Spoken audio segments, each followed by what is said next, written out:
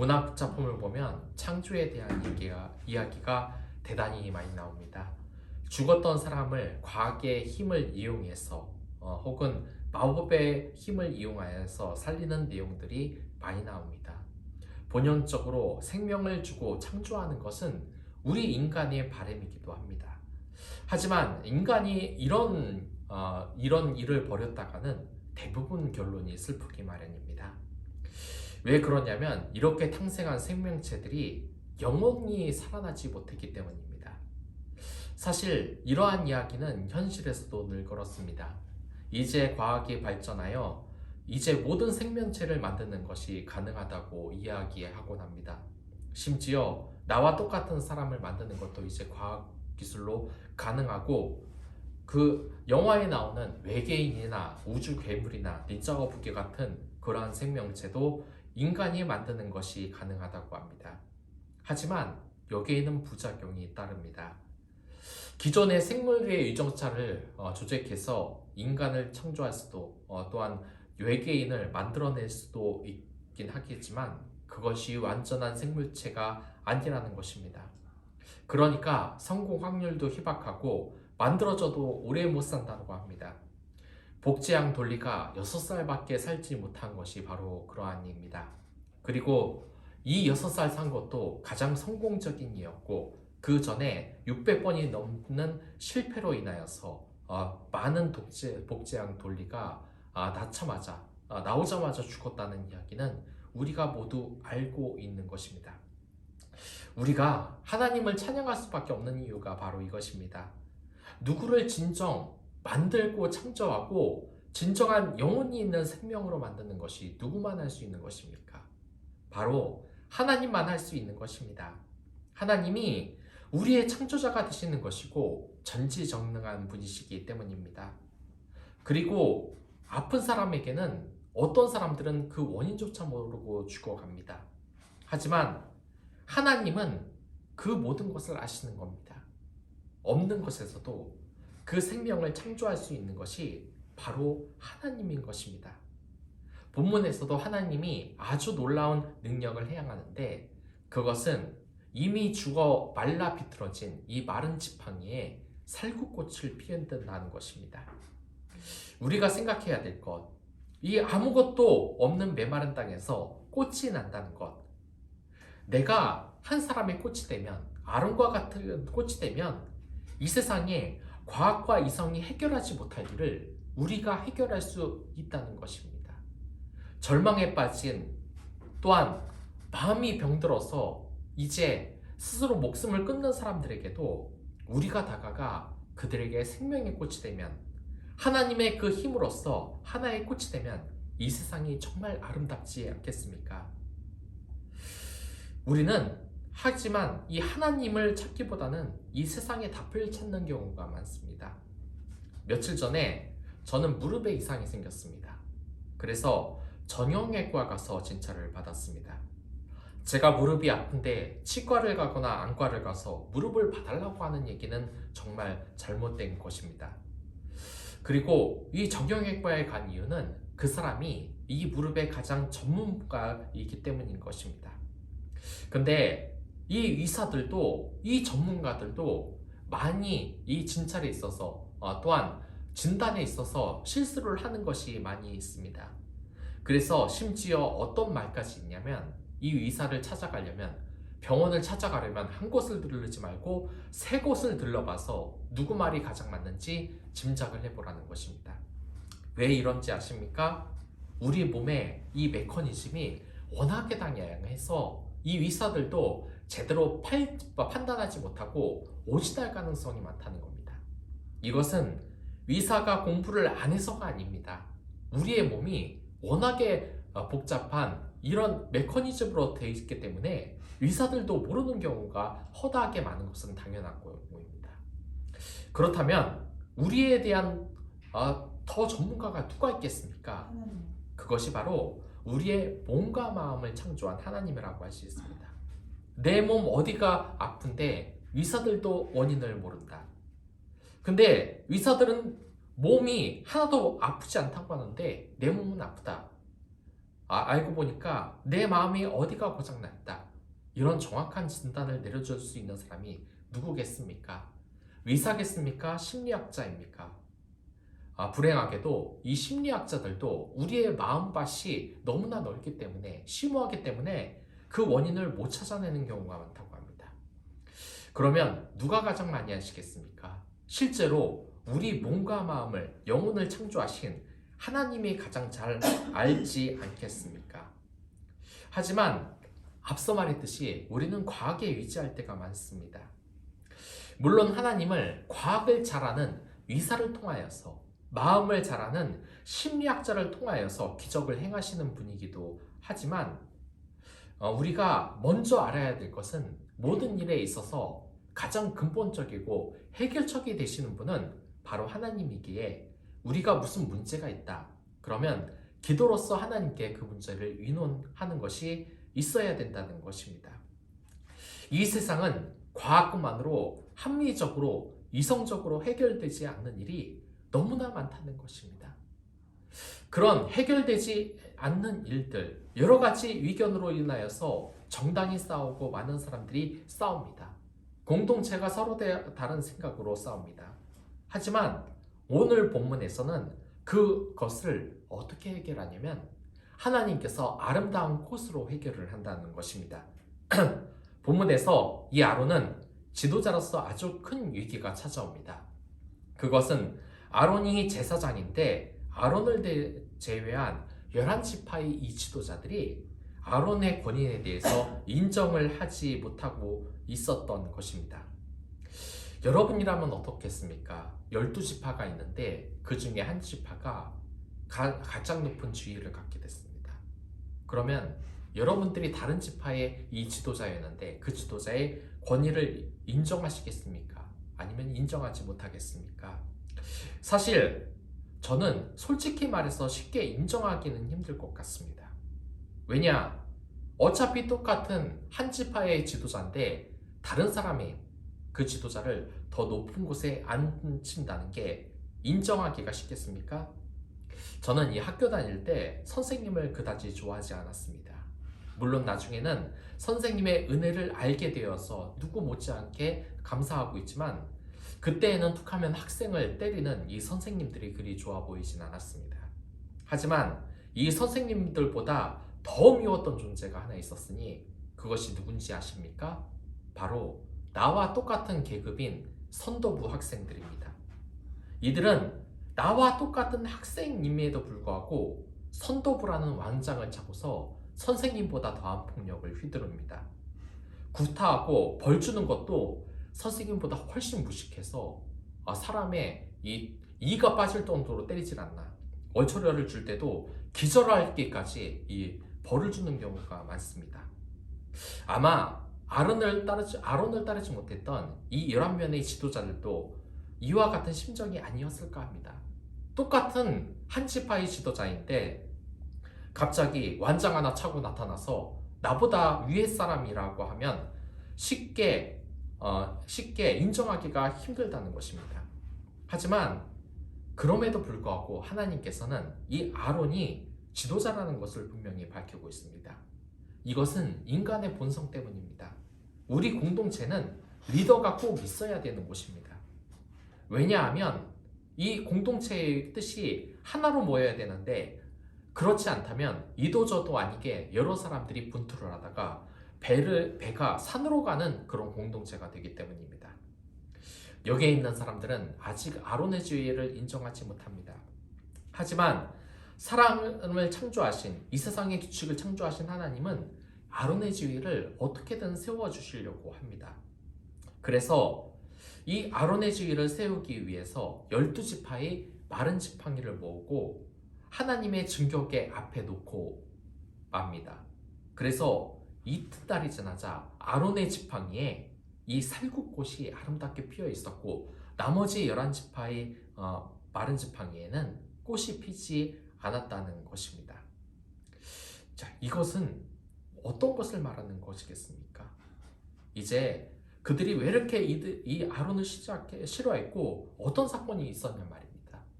이들은 아론의 지위를 인정하지 않았습니다. 심지어 모세도 그랬지만 이 아론은 아마 더 심했던 것 같습니다.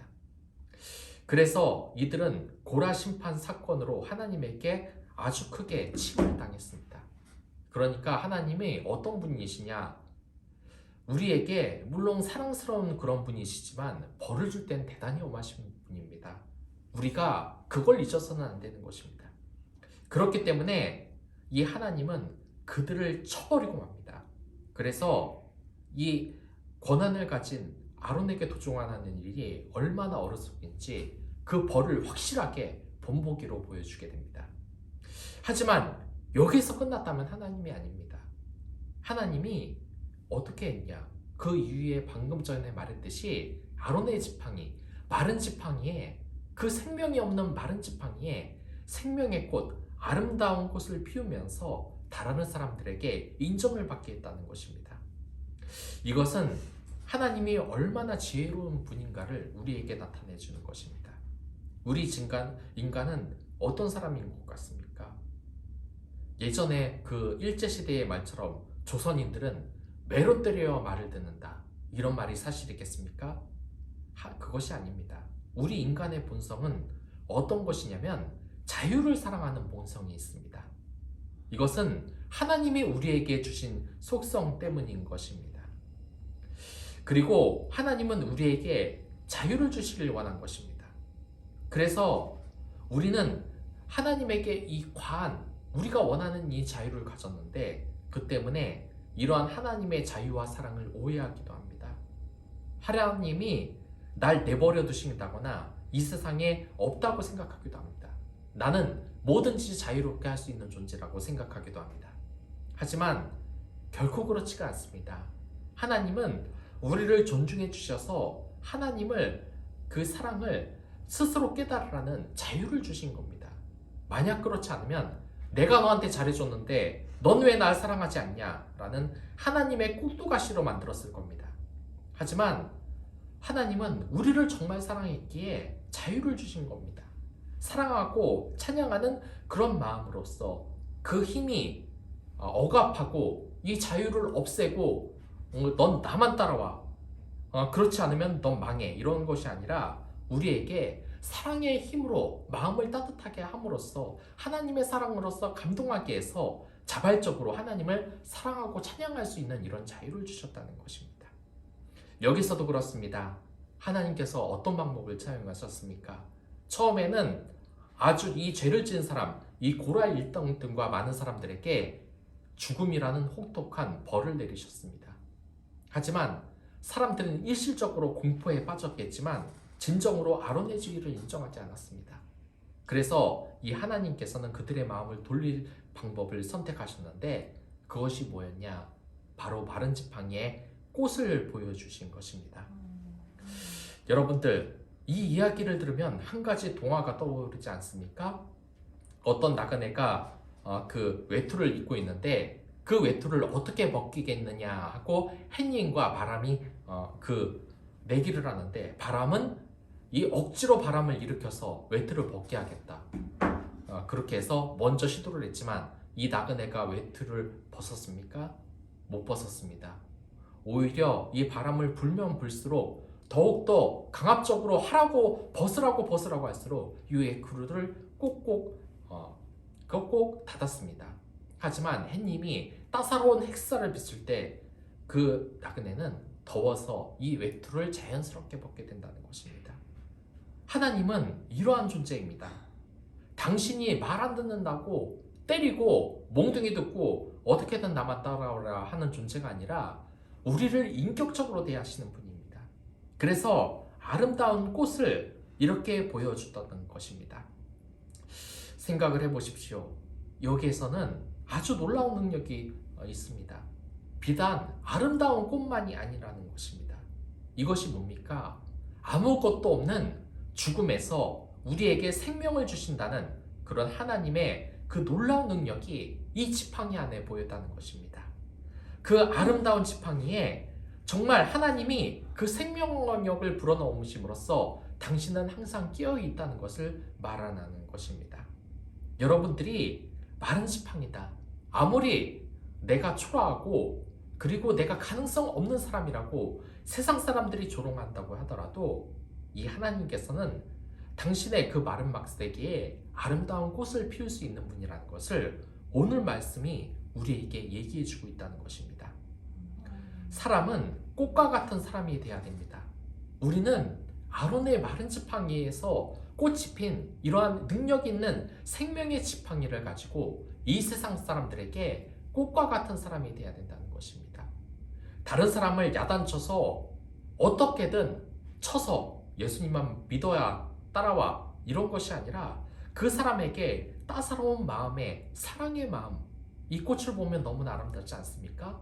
그런 사람이 되어서 이 하나님의 능력을 전하는 사람이 되어야 된다는 것입니다. 그러나 저를 포함해서 믿는 많은 사람들이 정말 안타까운 것이 이런 꽃과 같은 사람이 되어야 되지 않고 채찍과 같은 사람, 그런 사람이 되는 경우가 많다는 것입니다. 저는 얼마 전에 이 태국에 다녀왔습니다. 그 중에서 가장 어떤 곳이 예뻤냐면은 보타닉 가든이라고 이렇게 아름다운 꽃이 펴 있는 곳이었습니다. 근데 이 시간은 많이 없고 사진은 빨리 찍어야 되는데 어떤 곳을 많이 찍었냐? 아름다운 꽃이 있는 곳을 가장 많이 찍었습니다.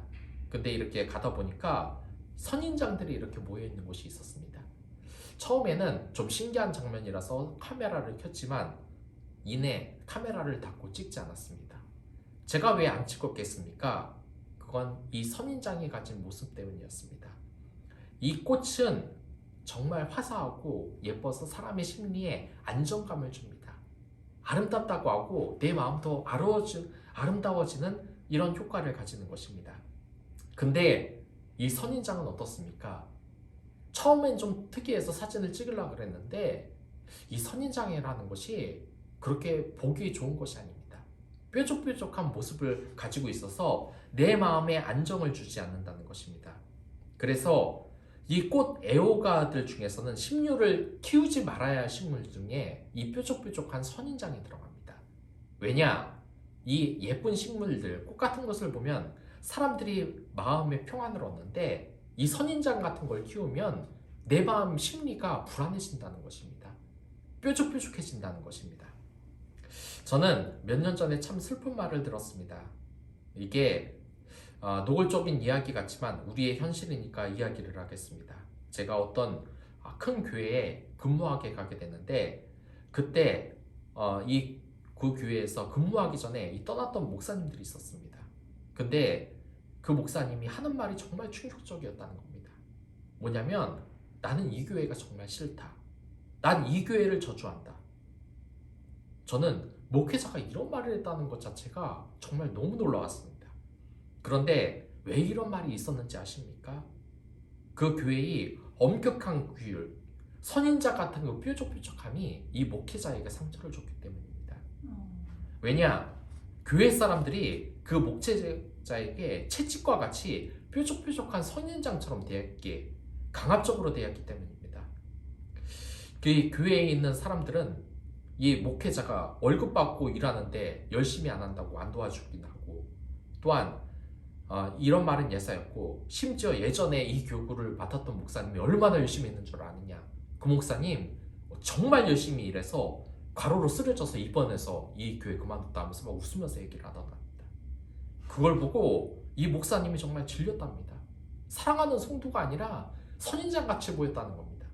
그리고 자신보다 지위가 높은 목사님이나 장로님에게 사랑의 말을 듣긴커녕 험한 말을 워낙에 많이 듣고 꾸지람을 들어서 그렇게 됐다는 것입니다. 물론 그럼에도 불구하고 교회를 위해 기도하지 않고 교회를 저주한 이 목사님은 큰 잘못을 했습니다. 하지만 그렇다고 해도 교회 공동체가 잘못이 없는 건 아닙니다. 가장 큰 문제는 교회의 사람들이 선인장이 되려고 하는 겁니다. 선인장이 되어서 어떻게든 잘못하면 알려줘야 된다. 찔러서 비판을 해서 제대로 고쳐야 된다. 그러나 결국 그 사랑으로 일을 해결하라는 노력을 안 하는 것은 정말 잘못된 것입니다. 오늘의 말씀에서 무엇입니까?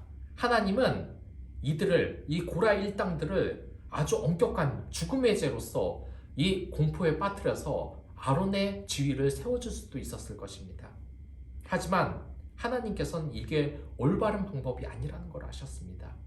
그래서 아론의 지팡이, 그 마른 지팡이만 그 아름다운 꽃이 피우는 것으로서 다른 사람들이 이 아론의 지위를 인정할 수 있게 그렇게 해결을 했다는 것을 아는 것입니다.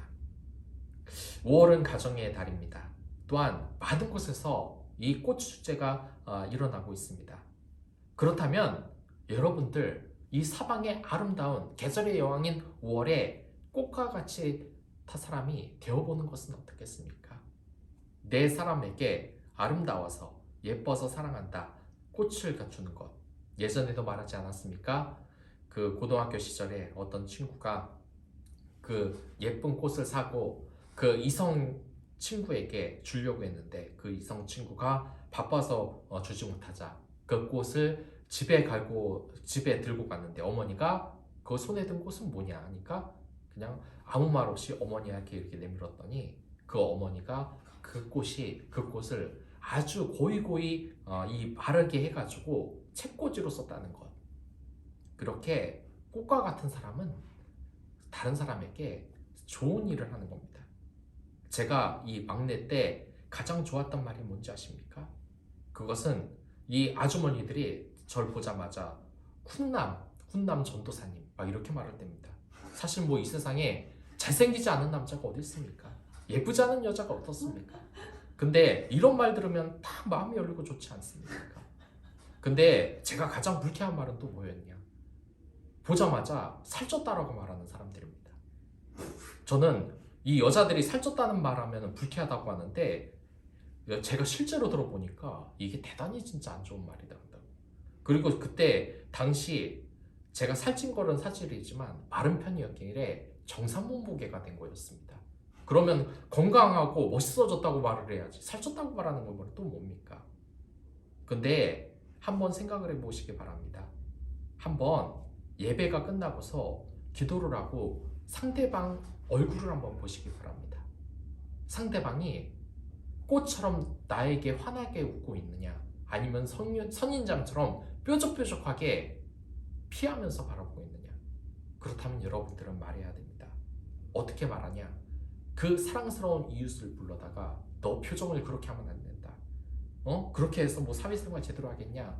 이런 선인장 같은 말을 하는 게 아니라 그에게 사과할 것은 사과하고 당신이 있어서 정말 이 회사 생활이 즐겁다.